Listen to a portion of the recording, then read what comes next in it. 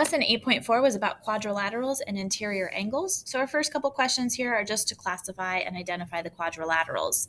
Looking at this picture, I do see two sets of parallel sides. I also notice that there are one tick mark on each of these sides, but two here. So that tells me the sides are different.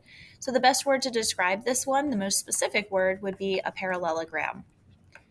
For the next one here, I only see one set of parallel sides, so the best word to describe this would be a trapezoid. For this last one here, I do have two sets of parallel sides, and I also notice that all the sides are the same, they're congruent, so the best word for this would be called a rhombus because we don't know if those angles are going to be right angles. For number 4 and 5, you're going to use the grid to draw a parallelogram and a trapezoid. When you draw a parallelogram, basically you just need to make sure that you have two sets of parallel sides.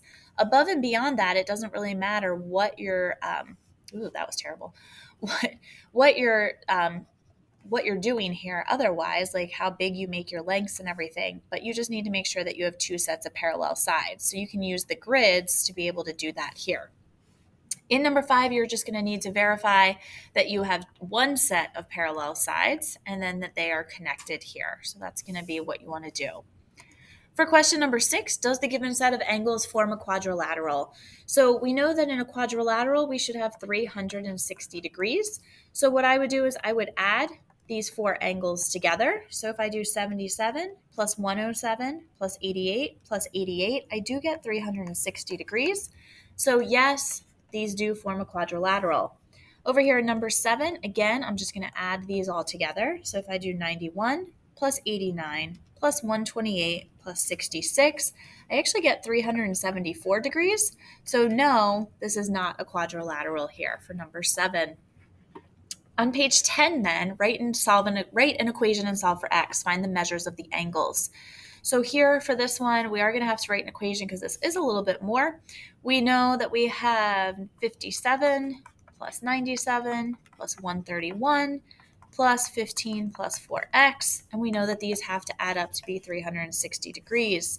I need to go in and combine my like terms here. X's, I only have a 4x, but the other ones I have a 57, a positive 97, a positive 13, 131, oh my goodness, excuse me, 131, and a positive 15 that I have to add up. That all gives me a 300. So this is equal to 360. When I subtract that 300 on both sides, I'm going to be left with this. Dividing through by my 4, I learned that x is equal to 15 degrees here. For the next one, we're going to write and solve our equation, and then we're also going to go back and actually plug it in to solve for some stuff here. So I'm going to write down my angles. I have 3x plus 64. I have 6x plus 98. I have 78, and then my angle up at the top is a 57. And those are all going to add up to 360 degrees. So combining my like terms, I see a 3x plus a 6x, so that'll give me 9x. I have a 64 plus a 98 plus a 78 plus a 57, which gives me 297. This is still equal to 360.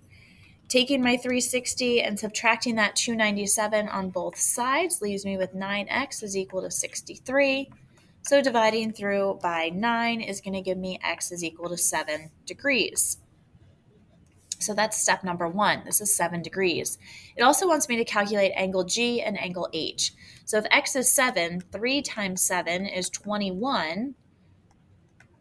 So 21 plus 64, that's going to give me 85 degrees for angle G.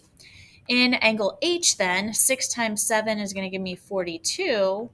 Plus 98, which is going to give me 140 degrees here for that one. So once I plug those back in. And that's it then for you on page number 10.